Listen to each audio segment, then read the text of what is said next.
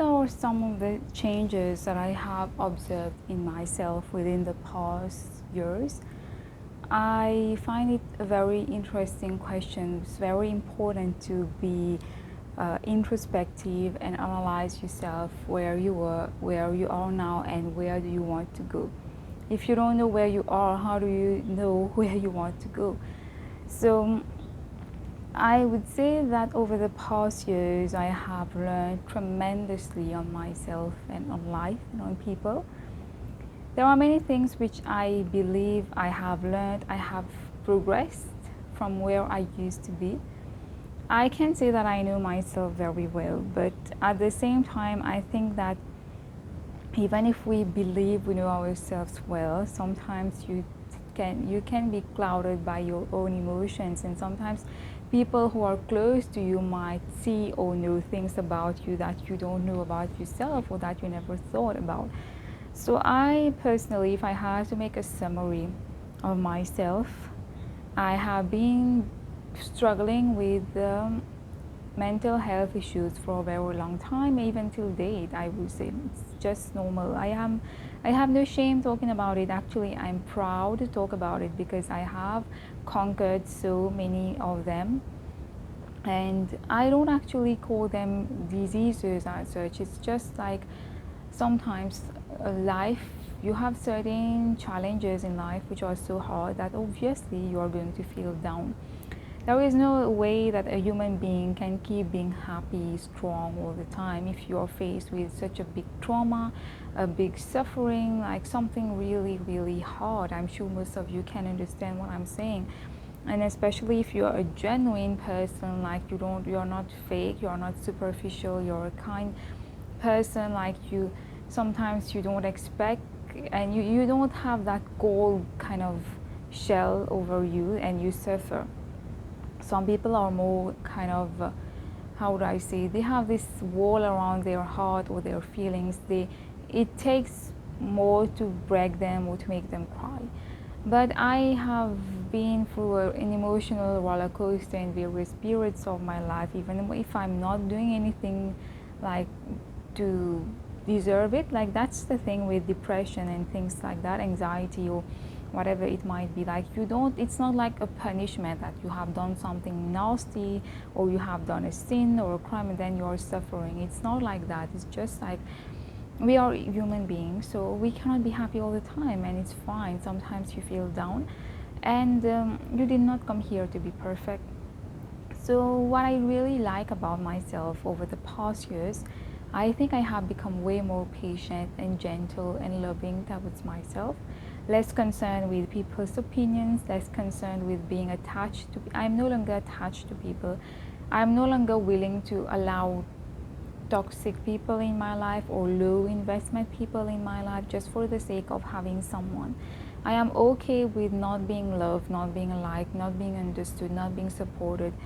What matters is that I know who I am, and I am willing to love myself and cherish myself till I die. So, of course, what I'm saying right now, I know it sounds very easy, and I am not always like this calm, collected, and composed. There are times when I really snap.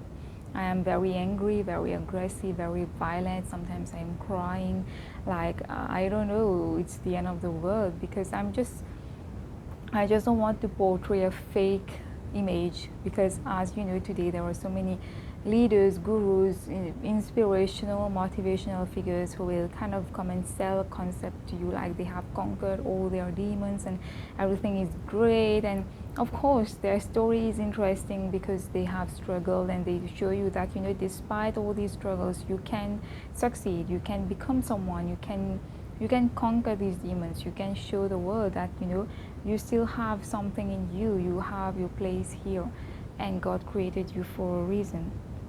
But I think that now, with probably that the fact that I have suffered a lot has made me learn something about life, that all this is temporary. And why are we so concerned with being perfect? Why are we so, like, when we look on social media is also something that I love to talk about, because I think that if you are not careful you can easily slip into depression if you believe whatever you see on social media.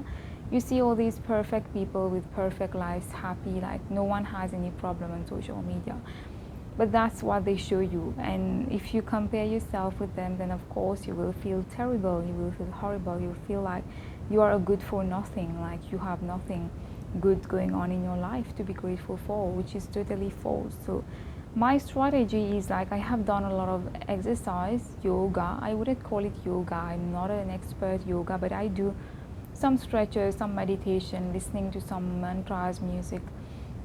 And I have also, when I feel an emotion, I don't deny it, I don't run away from it. I write it, I document it, I observe it, and then I see that it goes away. And also spirituality, I'm trying to not scream, not talk loud, because I have a problem. Like, I know I tend to talk very, very loud, and I find it like exhausting. So spirituality has helped me tremendously. I can never talk about that enough.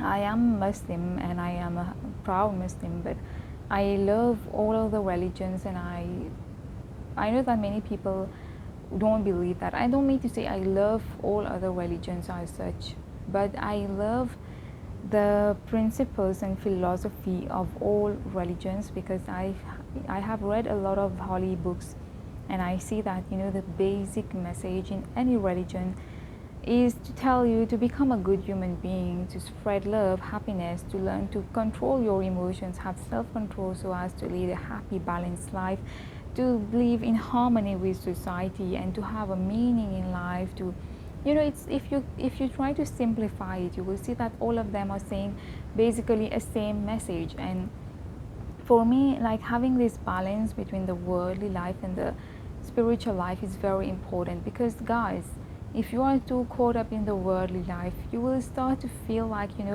everything is super important. It's like the end of the world if you fail an exam, if your boyfriend leaves you, if you are unable to get that dream job, or if you, I don't know, every little thing seems to have such an immense importance, and you will feel depressed if you're attached to those unrealistic expectations or results.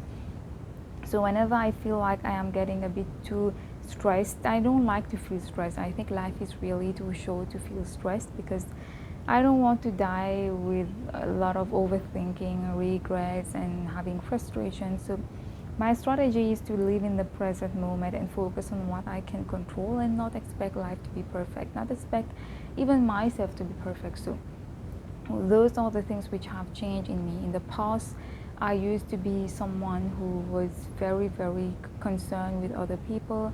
I used to be perhaps wanting to please everyone, and wanting, like, thinking that my life must be perfect and I need to have everything that I want at the exact time where I want it. And I used to treat myself really badly. So of course I still have a long way to go, but I believe that I have made some progress over the years, and I hope that there is going to be a lot more beautiful, uplifting things to discover in this beautiful experience called life. The next time you find yourself feeling unhappy or miserable or unloved or lonely, just look at pictures of people who are going through even worse moments. Just see, like, how lucky you are, how these people might be dreaming. They were in your shoes while you are dreaming you were in another person's shoes. So just think about it.